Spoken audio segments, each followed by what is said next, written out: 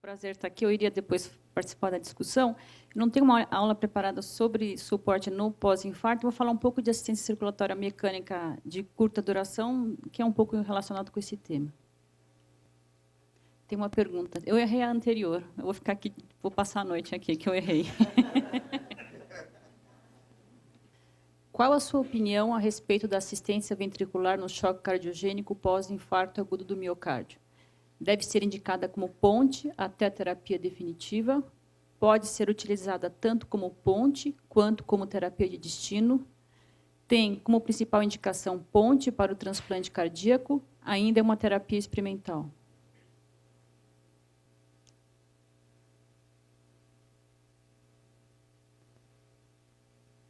Bom, essa aula é basicamente sobre assistência circulatória mecânica, mas eu vou falar um pouquinho sobre o pós-infarto. Então, só para a gente entender, assistência circulatória mecânica, nesse caso aqui um contexto da insuficiência cardíaca, seria um tipo de tratamento para aqueles pacientes em estágio D de insuficiência cardíaca, onde se inclui o choque cardiogênico, juntamente com o transplante cardíaco. Quando a gente fala de assistência circulatória mecânica, dando uma introdução breve, a gente fala em algumas classificações. Primeiro, sobre o ventrículo assistido. Essa assistência circulatória mecânica pode ser para assistir o ventrículo esquerdo, para assistir o ventrículo direito, ou uma assistência biventricular, ou o coração artificial total. Para aqueles que não têm familiaridade com o tema, na grande maioria das vezes, a gente não usa um suporte que substitua o coração como um todo. A gente usa um tipo de assistência que substitui ou o ventrículo esquerdo ou o ventrículo direito, em alguns casos, uma assistência que substitua os dois ventrículos. O coração artificial total ainda é uma coisa mais inicial, existem alguns estudos, existem alguns corações artificiais, mas ainda são pequenas experiências com o tema. Quanto à posição anatômica, esses dispositivos podem ser paracorpóreos, que normalmente são os dispositivos temporários de curta permanência, os intracorpóreos, que são chamados dispositivos de longa permanência, que o paciente é deshospitalizado e vai para casa, e o coração artificial total ortotópico, em que há a substituição do coração como um todo.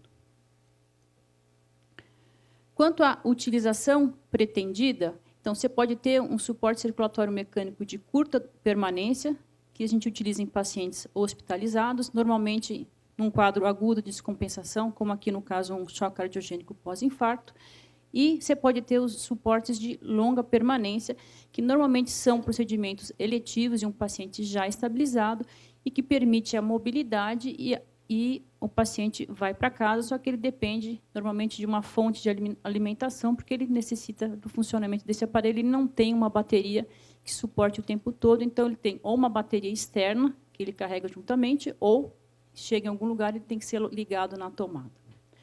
Quanto ao mecanismo da bomba, ele pode ser uma bomba de deslocamento pulsátil, né, com um atuador pneumático ou eletromecânico, para impulsionar esse sangue, que foram os primeiros desenvolvidos pela semelhança com a própria filosofia do nosso coração, que é pulsátil, e, com o passar do tempo, se viu que os dispositivos de fluxo contínuo, por serem menores e implantáveis, teriam mais vantagens. E os dispositivos de fluxo contínuo podem ser axiais, que tem um rotor apoiado num rolamento ou de suspensão eletromagnética, e os mais recentes, centrífugos, de levitação magnética ativa ou passiva ou hidrodinâmica.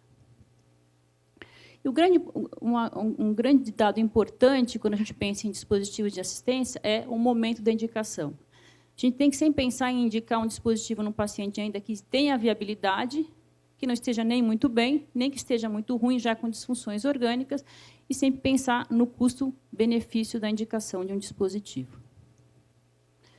Existe uma classificação chamada Intermax, que na verdade, ela tenta separar os pacientes em classe funcional da insuficiência cardíaca 3 em 4, em vários subgrupos, em que se avalia o prognóstico para determinar qual seria o melhor tipo de dispositivo a ser utilizado e o tempo necessário na intervenção.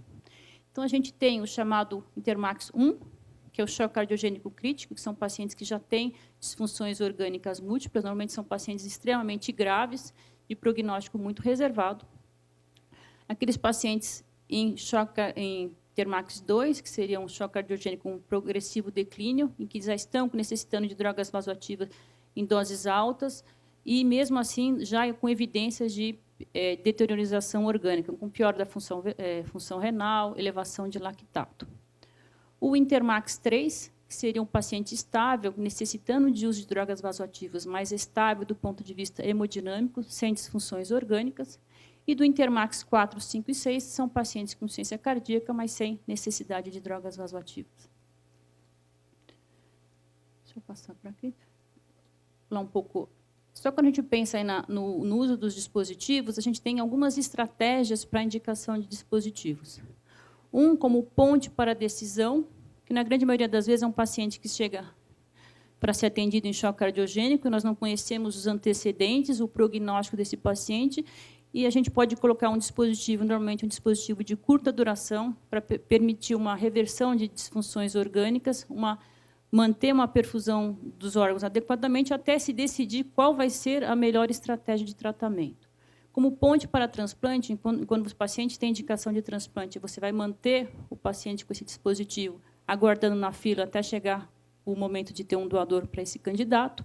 Como ponte para a recuperação, naqueles casos em que a disfunção orgânica existe, a disfunção cardíaca tem possibilidade de ser revertida, como mesmo num pós-infarto agudo do miocárdio ou numa miocardite aguda, e a terapia de destino, normalmente são com chamados dispositivos de longa duração, totalmente implantáveis, que são para aqueles pacientes que têm uma disfunção cardíaca grave, que não têm condições de ir para transplante, têm contraindicações a transplante, que vão usar esse dispositivo como terapia de destino, vão para casa e vão viver com esse dispositivo até o fim da vida.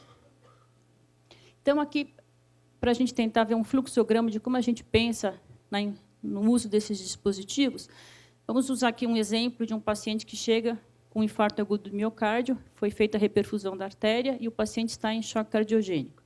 Eventualmente, ele está já com disfunções, com congestão pulmonar, já mostrando disfunções orgânicas importantes. Foram feitas as medidas necessárias agudamente, né, utilização de terapia medicamentosa, uso de inotrópicos, vasopressores, e não houve melhora hemodinâmica. Aí nós temos que decidir, eventualmente é um paciente que chegou para nós, a gente não tem informações prévias, a gente não sabe se esse paciente vai se recuperar dessas disfunções. Normalmente, a gente vai optar por usar um dispositivo de curta duração, para haver aí pensando então numa ponte para decisão, para a gente ver se esse paciente vai ter melhora das disfunções orgânicas, para pensar no momento seguinte, com tranquilidade, qual vai ser a terapia definitiva. Então, a gente vai selecionar um dispositivo de acordo com a presença ou não de disfunção pulmonar associada. Se a gente pensar num paciente que chegou com infarto agudo do miocárdio, com choque cardiogênico, em edema agudo de pulmão e com hipoxemia associada, a gente deve pensar em usar um dispositivo que vai tanto fornecer um suporte circulatório, eventualmente com associação de um suporte ventilatório. Então, a gente pensaria no ECMO. E, dependendo da disfunção ventricular, se é isolada de ventrículo direito ou disfunção só esquerda, ou biventricular, também um tipo de dispositivo. Aí, esse paciente vai ser colocado sobre um suporte mecânico temporário. A gente vai aguardar um tempo, permitir que haja um tempo necessário para reavaliar a recuperação ou não da função cardíaca. E, se houver uma recuperação das outras disfunções orgânicas desse indivíduo e ele tiver um prognóstico, a gente espera que esse paciente possa melhorar da sua função miocárdica a ponto de ser retirado desse suporte, ou, eventualmente, ele tenha que passar para uma outra terapia mais definitiva, que pode ser ou transplante, e ele pode, então, ser colocado no dispositivo de longa duração como ponte para transplante, ou terapia de destino, caso não haja uma recuperação, ele não tenha indicação de transplante por alguma contraindicação, ou, eventualmente, ele haja uma recuperação da função cardíaca. E aqui falando rapidamente de quais são os dispositivos de curta duração, que seriam os que a gente utilizaria no choque cardiogênico pós-infarto agudo do miocárdio. A gente tem os dispositivos que são colocados percutaneamente, que pode ser o balão intraórtico, o ECMO, o Impella e o Tandem Heart, que seriam os que a gente utilizaria aqui num evento de infarto agudo do miocárdio com choque cardiogênico. E nós temos também os dispositivos que são implantados cirurgicamente, mas não seria nesses quadros, que seria a Centrimag ou mesmo o ECMO. E aqui eu já falei um pouco sobre os tipos de avaliação de fluxo e ventrículos, vou pular um pouquinho. Vou mostrar, então, um pouquinho o balão intraórtico, acho que todos já estão familiarizados, seria um dispositivo de curta duração, que mais amplamente todos nós temos experiência. Obviamente, no infarto agudo do miocárdio, a gente tem um estudo chamado o Shock Trial 2, em que comparou o balão intraórtico com o tratamento padrão em pacientes em choque cardiogênico que tinham a intenção de se fazer o tratamento da artéria, e não houve diferença quanto à sobrevida nesses dois casos. O balão intraórtico, ele melhora o fluxo coronariano até 60%, diminui a sobrecarga, diminui a sobrecarga miocárdica e aumenta o débito cardíaco. O Impella é um dispositivo de curta duração que é colocado por via percutânea. Ele é feita uma punção da artéria femoral, esse catéter sobe retrogradamente pela aorta ascendente, passa pela válvula aórtica e fica alocado no ventrículo esquerdo. Existe um rotor que aspira o sangue dentro do ventrículo esquerdo e esse sangue é ejetado aqui na raiz da aorta. É realmente um dispositivo para curta duração, normalmente em torno de 7 a 10 dias. É utilizado muito, principalmente quando você vai fazer tratamentos de angioplastia em pacientes de risco, como um dispositivo de suporte, e pode também ser utilizado em caso de tratamento por choque cardiogênico pós-infarto. O Tandem Heart também é um outro dispositivo colocado percutaneamente. Ele é um pouco diferente do Impella. A gente faz uma punção da veia femoral, o catéter progride para essa veia femoral, chega no átrio direito, há uma punção transeptal e fica alocado a aspiração do sangue do átrio esquerdo. Ele volta aqui para uma bomba centrífuga que fica externa, esse sangue passa por essa bomba e retorna na aorta ascendente. Tanto o Impella quanto o Tandem Heart são dispositivos que suportam o ventrículo esquerdo.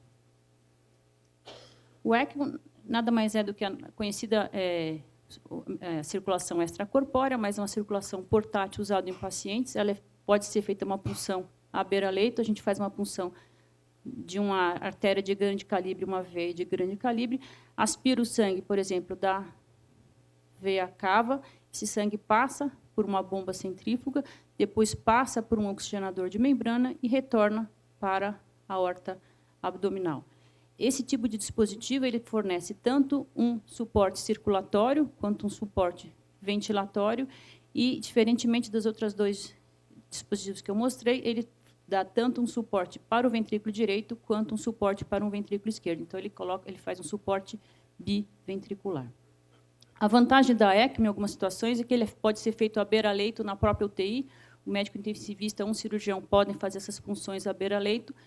Se foi um paciente que foi feito um tratamento da artéria, ele foi para a UTI, ficou na UTI, como o doutor Roberto falou, o aparecimento do choque cardiogênico é mais tardio, esse paciente não tem que retornar à hemodinâmica para passar um catéter. Esse tipo de dispositivo é feito à beira-leito, o próprio intensivista faz a punção da artéria e da veia e coloca em ECMO.